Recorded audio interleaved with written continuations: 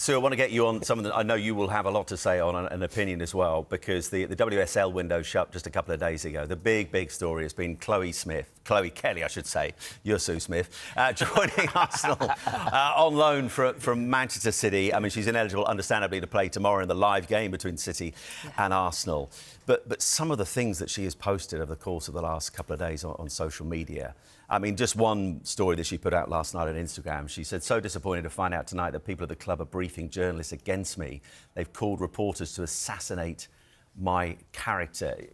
She's a player you know, reading between the lines. And there's some strong lines, by the way. Yeah, they are. What has been going on?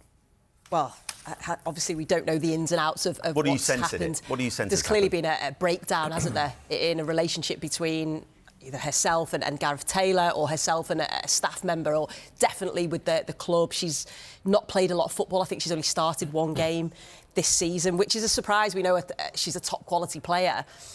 There is competition for places in that, you know, in the position that she plays.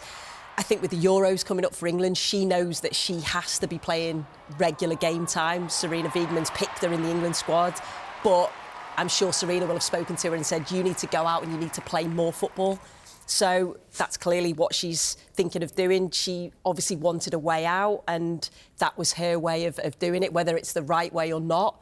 Well, she claims she didn't get the way out she wanted, saying that the club were dictating where she was going to go. And a lot of the thinking here is she's thinking about the Euros. Of course she is. Want to make sure she nails down a place. And it's very hard to do that if you're not getting game time. And that's the thing, and that's what she's had to go somewhere to go and play. So, you know, there were talks that she wanted to go to Manchester United, and that was stopped. They've allowed her to go to Arsenal, which again I find quite strange, because that's a rival of Manchester City's, as is Manchester United. So, you know, I think if you're looking at it from a playing perspective, Arsenal have got a very good player there, and a player, when she's happy and performing, you'll get goals, you'll get assists. So from an Arsenal perspective, that's great. Yeah.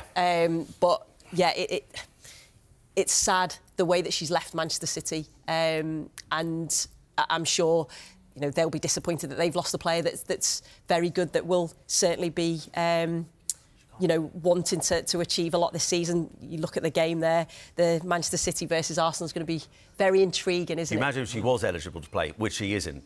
I mean, goodness me.